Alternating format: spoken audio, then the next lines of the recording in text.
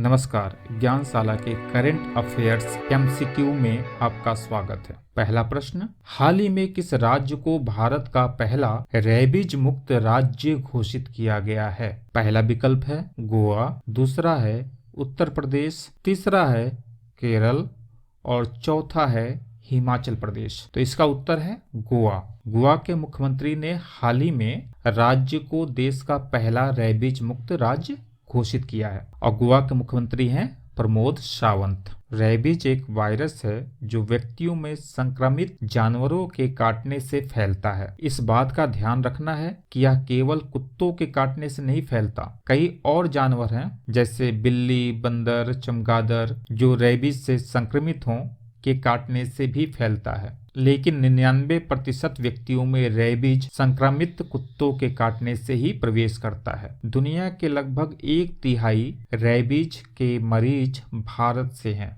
अगला प्रश्न, केंद्र सरकार ने भारत के महान्यायवादी यानी कि अटॉर्नी जनरल के वेणुगोपाल का कार्यकाल 1 वर्ष के लिए बढ़ा दिया है। भारत के महान्यायवादी के संदर्भ में निम्नलिखित कथनों पर विचार कीजिए। पहला कथन है, भारत के महान्यायवादी की नियुक्ति के लिए उन्हीं योग्यताओं का होना जरूरी है जो उच्चतम न्यायालय में न्यायाधीश की नियुक्ति के लिए जरूरी है। यह कथन सही है। भारत के महान्यायवादी बनने के लिए उन्हीं योग्यताओं का होना जरूरी है जो उच्चतम न्यायालय में न्यायाधीश बनने के लिए जरूरी होता है। दूसरा कथन, महान्यायवादी का कार्यकाल 5 वर्ष का होता है और विशेष स्थिति में राष्ट्रपति उसके कार्यकाल को 2 वर्ष का विस्तार दे सकता है। यह कथन सही नहीं है क्योंकि महान्यायवादी के कार्यकाल को संविधान द्वारा निश्चित नहीं किया गया है। वह अपने पद पर राष्ट्रपति के प्रसाद पर्यंत तक बने रह सकता है। मतलब जब तक राष्ट्रपति की कृपा होगी तब तक महान्यायवादी अपने पद पर बना रहेगा। इस तरह देखा जाए तो दूसरा कथन गलत हो जाएगा। तो यानी हमारा केवल पहला कथन सही है। अब प्रश्न को देखते हैं, उपयुक्त कथनों में से कौन सा या कौन से कथन सही हैं? तो हमारा सही पूछ रहा है, तो हमारा सही है केवल 1। तो हमारा आंसर हो जाएगा केवल 1। सोने के आभूषणों की अनिवार्य हॉल मार्किंग से संबंधित निम्नलिखित कथनों पर विचार कीजिए। पहला कथन है, भारतीय मानक ब्यूरो भारत में हॉल मार्किंग योजना का संचालन करता है। यह कथन सही है। भारतीय मानक ब्यूरो ही भारत में हॉल मार्किंग योजना का संचालन करता है। गोल्ड हॉल मार्किंग सोने की शुद्धता का एक सर्टिफिकेट है।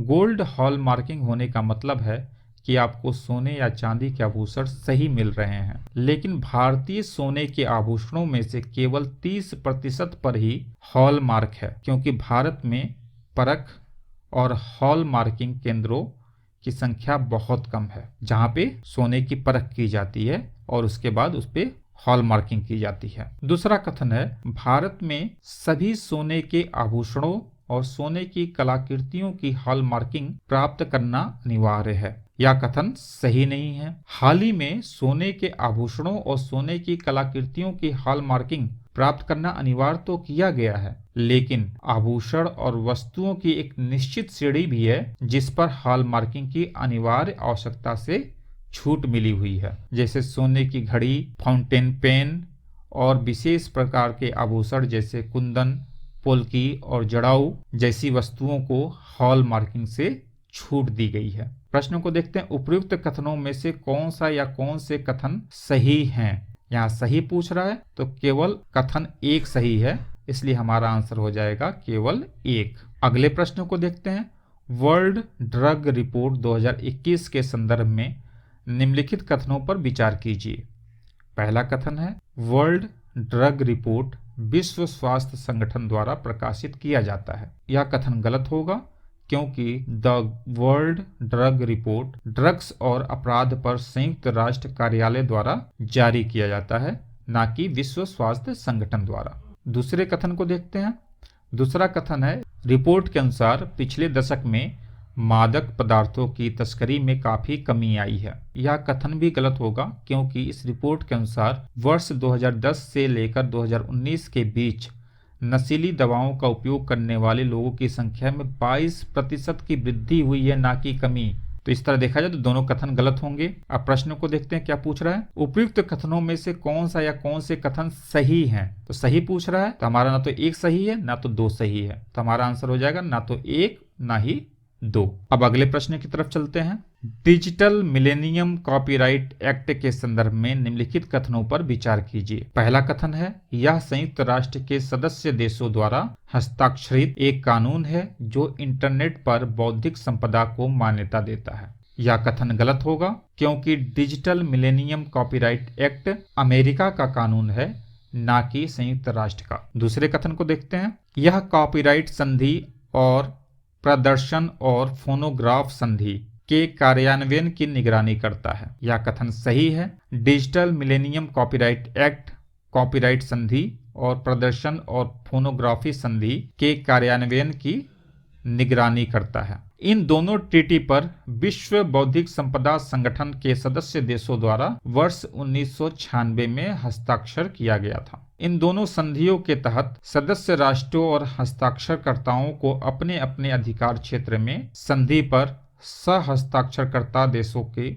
नागरिकों द्वारा निर्मित बौद्धिक संपदा को सुरक्षा प्रदान करना अनिवार्य है। तो दूसरा कथन सही हो जाएगा और पहला कथन गलत हो जाएगा। अब प्रश्न को देखते हैं। उपयुक्त कथनों में से कौन सा या कौन से कथन सही हैं? प्रश्न पूछ रहा है कि कौन से कथन सही हैं, तो केवल दो कथन सही है, तो हमारा आंसर हो जाएगा केवल दो। अगला प्रश्न, राष्ट्रीय समुद्री विरासत परिसर की स्थापना कहाँ की जा रही है? पहला ऑप्शन है धौलावीरा, दूसरा है लोथल, तीसरा है कोच्चि और चौथा है पोर्ट ब्लेयर। आगे बढ़ने से पहले आप हमारे चैनल को सब्सक्राइब कर लें, बेल आइकन को भी प्रेस कर दें ताकि आपको अगले वीडियो का नोटिफिकेशन मिलता रहे। तो इसका आंसर हो जाएगा लोथल। गुजरात के लोथल में राष्ट्रीय समुद्री विरासत परिसर का विकास किया जा रहा है।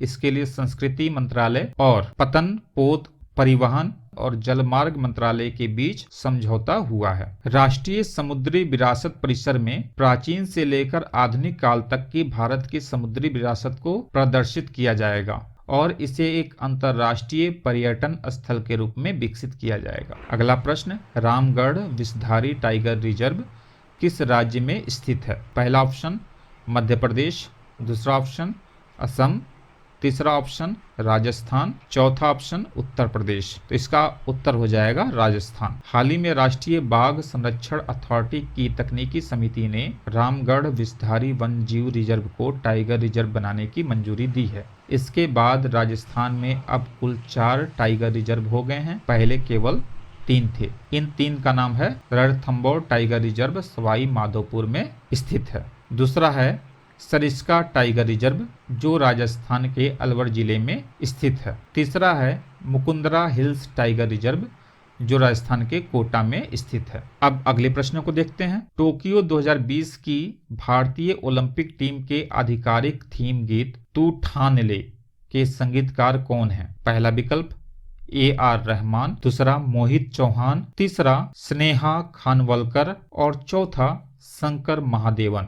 तो इसका उत्तर हो जाएगा मोहित चौहान। अगले प्रश्न पे चलते हैं। The race of my life निम्नलिखित में से किसकी आत्मकथा है? पहला विकल्प है मिल्खा सिंह, दूसरा विकल्प है PT उषा, तीसरा विकल्प है राहुल द्रविड़ और चौथा विकल्प है संदीप सिंह। इसका आंसर हो जाएगा Milkha Singh. The race of my life Milkha Singh की आत्मकथा है। अगले प्रश्न को देखते हैं। बंकिम चंद्र चट्टोपाध्याय के संबंध में निम्नलिखित कथनों पर विचार कीजिए। पहला कथन है उनका महाकाव्य उपन्यास आनंद मठ सन्यासी विद्रोह की पृष्ठभूमि पर आधारित है। यह कथन सही है क्योंकि उनका महाकाव्य उपन्यास आनंद मठ सन्यासी विद्रोह जो 1770 से लेकर 1820 के दौरान हुआ था की पृष्ठभूमि से प्रभावित था। दूसरा कथन है वंदे मातरम राष्ट्रीय गीत की रचना उन्होंने ही की थी। यह भी कथन सही है क्योंकि भारत का राष्ट्रीय गीत वंदे मातरम आनंद मठ से लिया गया है और आनंद मठ की रचना बंकिम चंद्र ने ही की थी। इस गीत की रचना संस्कृत भाषा में की गई है। तो इस तरह कथन 1 और कथन 2 दोनों सही हैं। अब प्रश्न को देखते हैं। उपरोक्त में से कौन सा या कौन से कथन सही हैं? यहाँ सही पूछ रहा है तो हमारे दोनों कथन सही हैं, 1 और 2। तो हमारा आंसर हो जाएगा 1 और 2 दोनों।